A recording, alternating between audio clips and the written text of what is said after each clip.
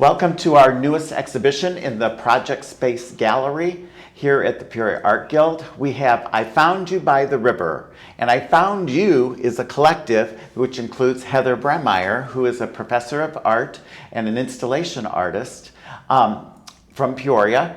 And she is part of this collective. And I think the most fascinating thing to me is that as an artist, both you and I know, we have our own experience, we have our own history. And that's good. But when you bring together a group of people and there's more history and more experience, it gives you a whole new avenue in which to create work.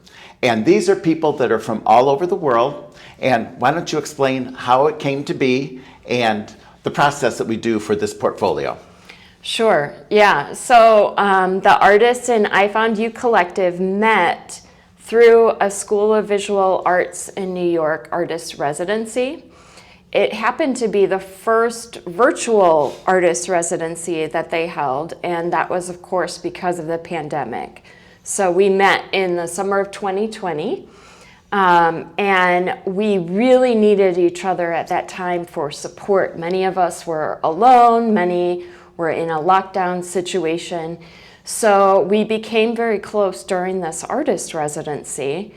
And after the residency was over, we decided to keep meeting. And so we met online every week, and that has continued since that summer of 2020. So the artists are from as far away as Uruguay, Hong Kong, the UK, Vienna.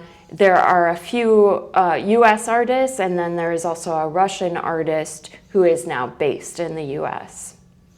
That's wonderful. And the whole portfolio is not the first one that you've done. This is a series that you're going to be doing. And as the person that's from Peoria, you do not participate in the reinterpretation of the actual work. That you went to the riverfront and started to take pictures, and then you sent them to the artists, correct? Yes. So we wanted to come up with a way of working with each other where we could interact not only by talking on Zoom, but also through our artwork.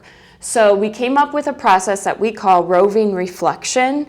And the idea of the roving reflection is that one artist documents a space where they live or work, and then they share that with all of the other artists, and those artists create an interpretation of the image. So each artist uses their own artistic studio practice to reinterpret the image.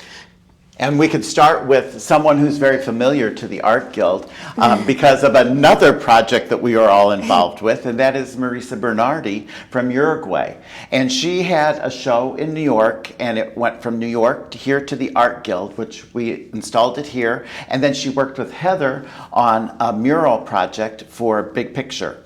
And these are images that she was familiar with before she even knew what she was going to get. Yeah. Which I don't know if that was a good thing or a bad thing. It's actually kind of cool that when Marisa was in Peoria, we did take a walk along the riverfront, of course. But honestly, I think that this specific area we couldn't quite get to because I think it was closed for a festival. So I think it was actually, we hadn't gotten to look at the paddle boat. So she loved the imagery of the paddle boat, and then what she did with the riverfront is so fun. She put her characters in, and she researched Peoria, so there's corn. If you look closely, we've got lots of these wonderful characters, and which is also very, very similar to the exhibition that we had, which were her journals. That's and right. She journals using these characters and using bright color.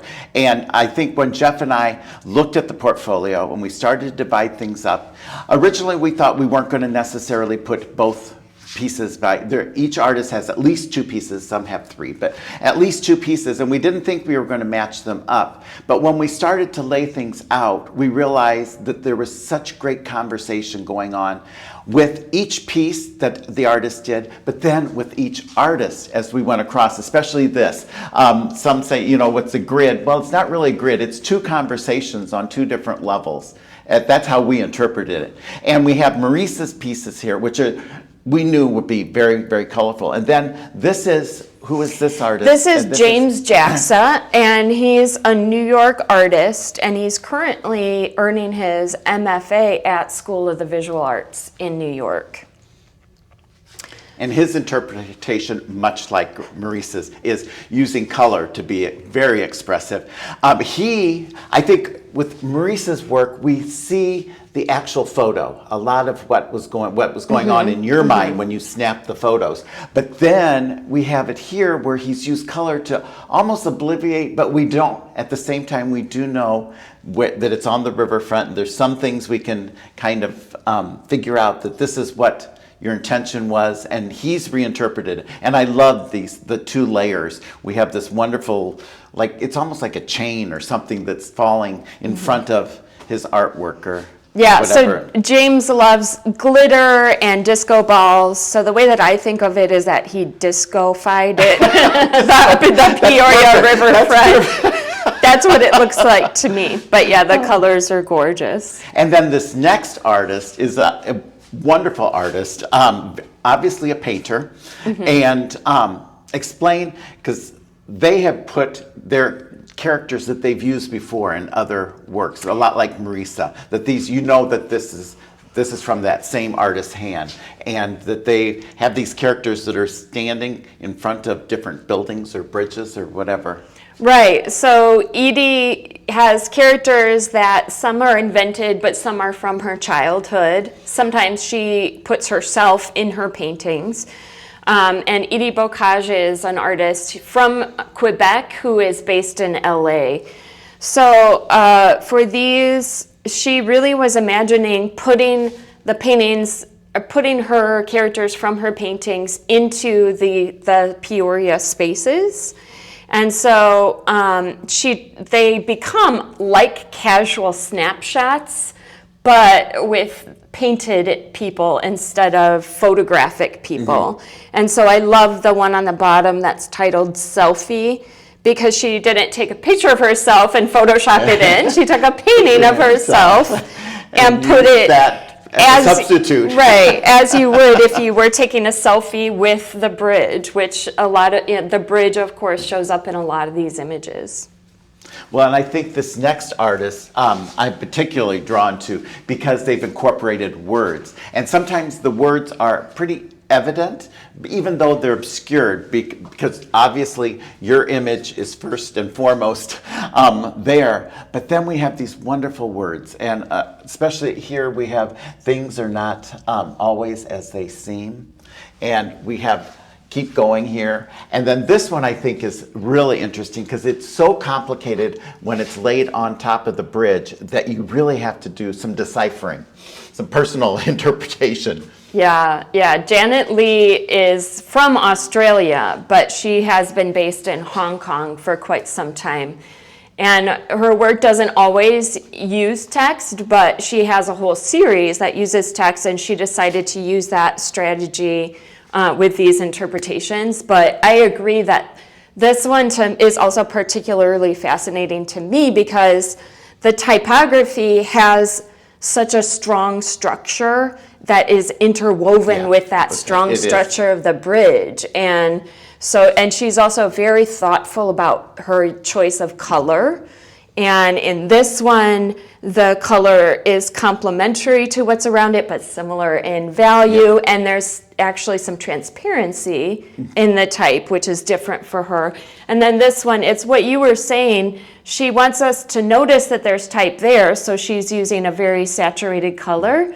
But you have to work to read it. It flows into the landscape and the horizon line, the river line, so well. And I think what's so interesting, this one is nothing is fixed and permanent, and yet we have a bridge which we know is very permanent. Yeah. And it's very fixed in one way of thinking of it. But I agree with you that the way that she's put the text on here, it just works so well architecturally with the structure of the bridge and the structure of the letters, for sure. Yes. We're going to come around here. We do also have a zine from a former work that you had done. It was I found you at King's College. Do you just want to? This is one of the prefaces to doing this portfolio. Yes, yes. So this is the second version of our Roving Reflection series. And so the first was at King's College at Cambridge, because one of our artists is based there,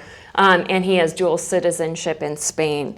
But yeah, so we exhibited works that were based on a video that Nigel Meager took on his iPad, and we took stills from that video and made our interpretations, and those were exhibited at the art rooms at King's College, and now they are in the collection of King's College. So people actually can rent them out. Well, they're loaned out. They don't have to pay. Right. They're loaned out, so people still get to enjoy these artist interpretations. I think that it just makes the global experience so much smaller and more intimate by doing a portfolio that is very compact. I mean, everything is the same size basically, right. And yet everybody's interpretation is somewhat limited only in that regard, that it's size. It has nothing to do with the materials or the way that they interpret things. This is just a fascinating piece, both of these works, a lot like a puzzle, I think, when you start to see that they've taken areas out and put areas in that really reflect a very graphic kind of sense of interpretation of your photographs. Yeah, so Nina Gaspadin is based in Vienna. She's a German artist, and most of her work is abstract or pretty non-objective. I say abstract because she started with imagery based on architecture and windows and lines in the architecture, but she took those shapes that she was getting, and she's been exploring working with them in all different ways. So some of them she's casting now in paper, others she is doing collage, others she's cutting out of styrofoam. So for this approach, she wanted to take the shapes that she has been using and have them interact with photographic images from the Peoria riverfront. She's repeated some too that they're just perfect to work that into. And I think that, again, the negative space, most of the time we think of artists when they get something that they're going to add to it. So it's going to increase the space and the depth of the image. In this case, she's taking things away, and it really is fascinating, and I think we look at the shapes, and some people can look at them as states or some boundary of some sort, and you don't know what it is. You just don't know what was going on in her mind. But they're just really very, very curious, I guess is the best word. This next two happen to be images of graffiti that were not actually there when you took the picture. Right, that's right. I did not take photos of graffiti in Peoria. But I knew that some of the artists might want a more industrial look, so I included these in all of the snapshots that I was taking along the riverfront. And the artist who was drawn to these, her name is Elena Kalkova, and she is from Russia. She was fortunate to visit her family in Russia just right before the war started, because, who knows when she'll be able to get back there.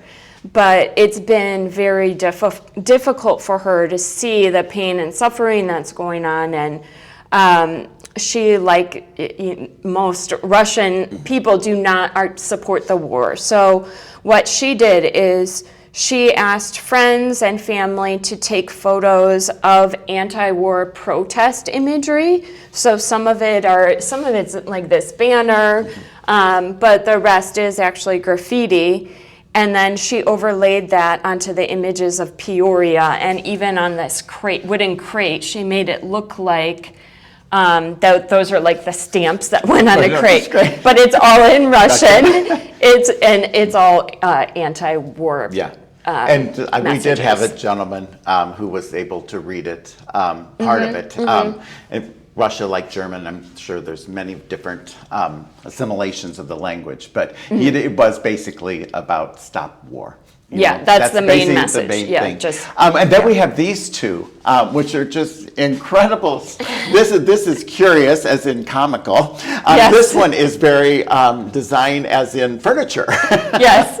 Yeah, so Nigel Meager has a doctorate in art education, and he works with young people. He says his favorite is about 5 years old. But he is now a full-time artist, so while he still works in that field, he's more focused on his art practice. And so he uses his lifelong experience as inspiration for making his own sculpture. So yes, there are some repurposed toys in here. In this one, there are some letter forms. But what I love about them is he placed them as though they were structures that were built right in the middle of these empty parking lots, and then behind them we see Peoria landmarks. So for me anyway, Kelly Seed and Hardware is a place that is kind of a landmark on the Peoria riverfront, and then the Mark Twain Hotel as well. Those are things that are very unique to Peoria. Well, I like the monumental impression you yes, get from what he's added exactly. to it. Yes. We have another one of Maurice's here, which is a wonderful piece of the Gateway building. And again, I think it's the characters that she has embedded in the imagery is just so wonderful, and it makes you smile. You can't help but smile when you see her journaling and what the world she's created. Yes. Then we have two of the last pieces are by Clark Valentine, and these are particularly not because they're black and white, but are just incredible because you totally lose sense of what the image is all about, but at the same time you're fascinated by it.